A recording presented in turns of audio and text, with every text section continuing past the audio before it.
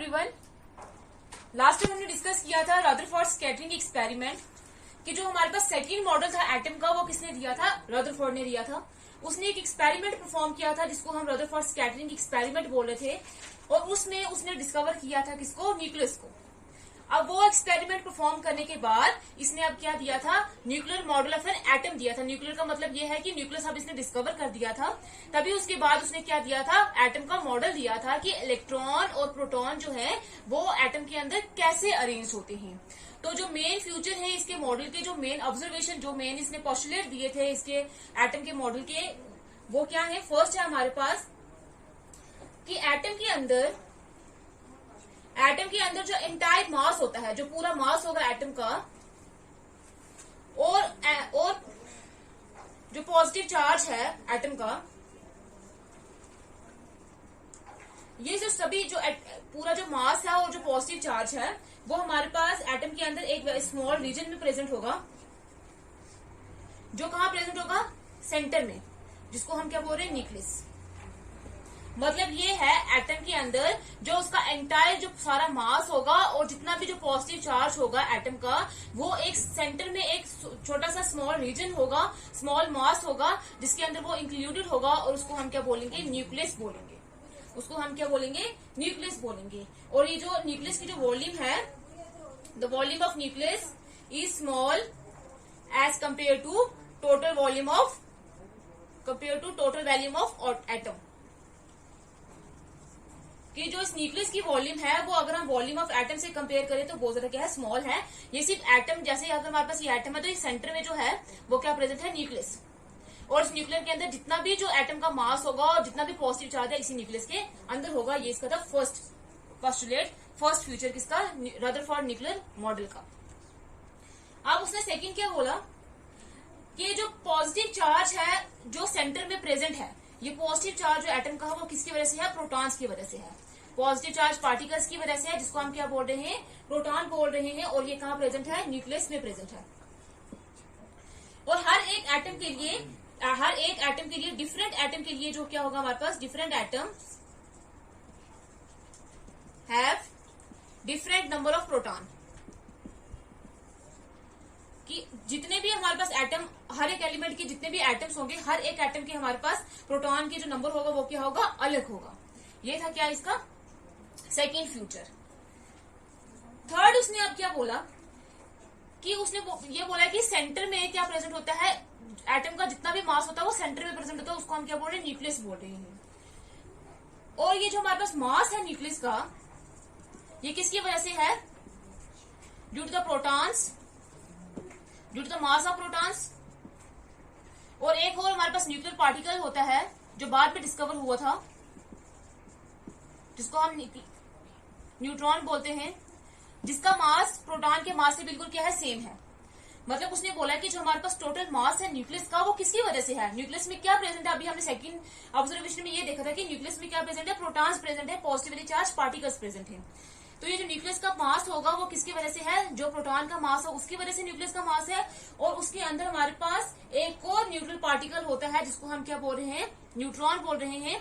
और ये न्यूट्रॉन है, ये क्या हुआ है, बाद में डिस्कवर हुआ है। ये जो हमारे पास एक और न्यूट्रल पार्टिकल होता है जिसको हम क्या बोल रहे हैं, न्यूट्रॉन। तो मतलब जो टोटल मास होगा न्यूक्लियस का वो किसकी वजह से है, प्रोटॉन के मास की वजह से और न्यूट्रॉन की मास की वजह से, जिन दोनों को हम इकट्ठे बोलते हैं न्यूक्लियॉन्स। क्योंकि ये न्यूक्लियस में प्रेजेंट होते हैं दोनों, तो इनको हम क्या बोल देते हैं, न्यूक्लियॉन्स। ये था इसका थर्ड फ्यूचर।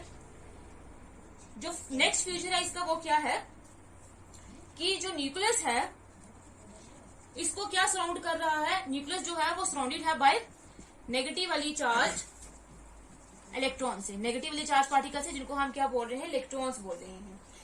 न्यूक्लियस को कौन सराउंड कर रहा है, न्यूक्लियस के इर्द गिर्द क्या है, नेगेटिव चार्ज पार्टिकल्स है जिनको हम इलेक्ट्रॉन्स बोल रहे हैं। और ये जो इलेक्ट्रॉन्स हैं इन्होंने क्या किया हुआ है, बैलेंस किया हुआ पॉजिटिव चार्ज को, जिसकी वजह से एटम हमारे पास ओवरऑल क्या होता है, न्यूट्रल होता है। हमने ये देखा था कि जो एटम होता है वो हमारे पास ओवरऑल क्या होता है, न्यूट्रल होता है। तो न्यूट्रल तब होगा जब हमारे पास जितना पॉजिटिव चार्ज होगा उतना ही नेगेटिव चार्ज होगा। तो न्यूक्लियस जो है जिसमें पॉजिटिव चार्ज प्रेजेंट है, ये जो हमारे पास न्यूट्रॉन है इनका सिर्फ मास जो है प्रोटॉन के इक्वल होता है। ओवरऑल ये न्यूट्रल पार्टिकल्स होते हैं, न्यूट्रॉन के ऊपर कोई चार्ज नहीं होता, वो न्यूट्रल होते हैं।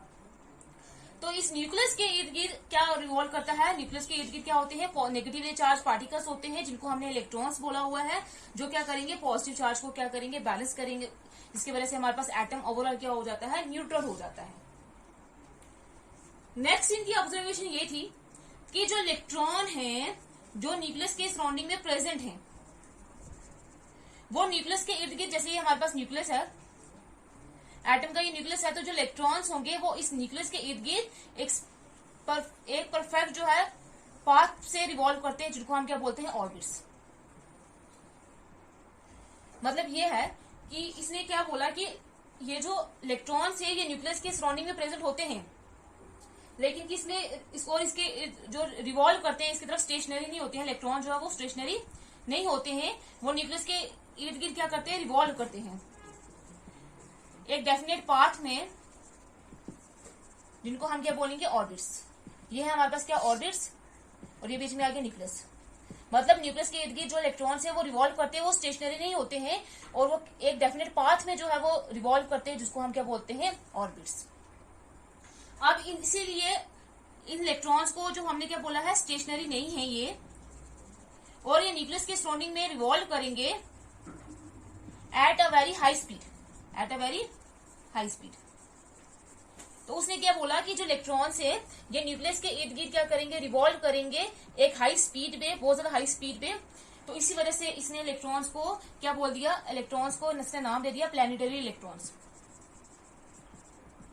इसने इलेक्ट्रॉन्स को प्लैनेटरी इलेक्ट्रॉन्स क्यों बोला, कि उसने बोला कि जैसे इलेक्ट्रॉन्स जो हैं वो न्यूक्लियस के इर्द गिर्द क्या करते हैं, हाई स्पीड पे क्या करते हैं, रिवॉल्व करते हैं। जैसे हमारे पास सन जो होता है उसके इर्द गिर्द जो है प्लैनेट्स जो है वो रिवॉल्व करते हैं अपने डेफिनेट पाथ पे, जिसको हम ऑर्बिट बोलते हैं। वैसे इलेक्ट्रॉन्स जो होते हैं वो न्यूक्लियस की सराउंडिंग में रिवॉल्व करते हैं डेफिनेट पाथ में, जिसको हम ऑर्बिट बोल रहे हैं। इसीलिए उसने इलेक्ट्रॉन्स को भी बोल दिया क्या, प्लैनेटरी इलेक्ट्रॉन्स बोल दिया।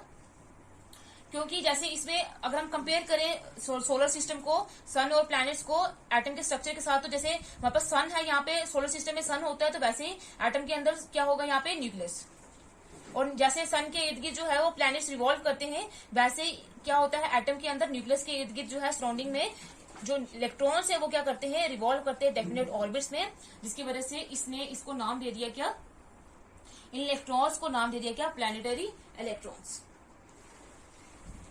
जो नेक्स्ट है हमारे पास जो इसका फ्यूचर है nuclear model of an atom का, वो ये है कि अब अगर इलेक्ट्रॉन्स जो हैं वो न्यूक्लियस के इर्द गिर्द रिवॉल्व करते हैं, revolves around the nucleus,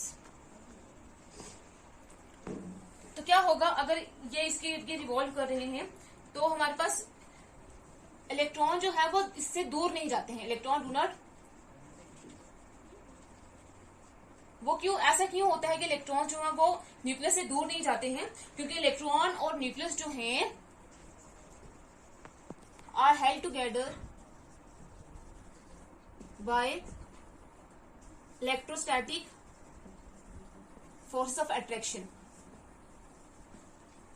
electron nucleus से दूर क्यों नहीं जाते हैं, क्योंकि वो एक दूसरे से इंटैक्ट होते हैं through electrostatic forces of attraction. Electrostatic का मतलब जो पॉजिटिव होगा वो क्या करेगा, पॉजिटिव चार्ज नेगेटिव चार्ज को आपस में अट्रैक्ट करता है, तो इसी अट्रैक्शन की वजह से वो एक दूसरे से इंटैक्ट रहते हैं, और वो क्या करता है, नेगेटिव जो चार्ज है इलेक्ट्रॉन जो है वो न्यूक्लियस से दूर नहीं भागते हैं। नेक्स्ट जो इसकी ऑब्जर्वेशन ये है कि जो स्पेस है, मोस्ट ऑफ द स्पेस जो एटम के अंदर है वो क्या है, एटम के अंदर इलेक्ट्रॉन और न्यूक्लियस के बीच में वो क्या है, एम्प्टी है, खाली है। जैसे ये न्यूक्लियस है, इसके इर्द गिर्द इलेक्ट्रॉन जो एक डेफिनेट ऑर्बिट में क्या करेंगे, पाथ में रिवॉल्व करेंगे, जिसको हमने ऑर्बिट बोला है, और इसके बीच में ये स्पेस जो होगी वो क्या होगी, एम्प्टी स्पेस होगी। ये था किसका, जो रदरफोर्ड ने एटम का एक स्ट्रक्चर दिया था। उसने ये बोला कि जो एटम का जितना भी एंटायर मास होता है और जितना भी पॉजिटिव चार्ज होता है वो एक एटम के बहुत ज्यादा स्मॉल रीजन में जो है सेंटर में प्रेजेंट होता है, जिसको हम क्या बोलते हैं, न्यूक्लियस बोलते हैं। और जो वॉल्यूम है न्यूक्लियस की बहुत ज्यादा स्मॉल है as compare to the volume of the atom. उसके बाद उसने ये बोला कि जो ये पॉजिटिव चार्ज है जो हम बोल रहे हैं एटम के सेंटर में प्रेजेंट होता है, न्यूक्लियस में प्रेजेंट होता है, ये किसकी वजह से होता है, प्रोटॉन्स की वजह से होता है, पॉजिटिव चार्ज पार्टिकल्स की वजह से होते हैं। और हर एक जो डिफरेंट एटम होते हैं उनमें डिफरेंट नंबर ऑफ क्या होते हैं, प्रोटॉन्स होते हैं। और ये जो मास है न्यूक्लियस का वो किसकी वजह से होगा, मास ऑफ प्रोटॉन्स की वजह से होगा, क्योंकि जो इलेक्ट्रॉन का मास होता है वो प्रोटॉन से बहुत ज्यादा क्या होता है, कम होता है। इसलिए जो हम एटम का जो ओवरऑल मास लेते हैं वो लेते हैं मास ऑफ प्रोटॉन। जो मास है न्यूक्लियस का वो क्या होगा, मास ऑफ प्रोटॉन्स होगा। और हमारे पास एक और न्यूट्रल पार्टिकल्स होते हैं जिनको हमने बोला है न्यूट्रॉन, जिनका जो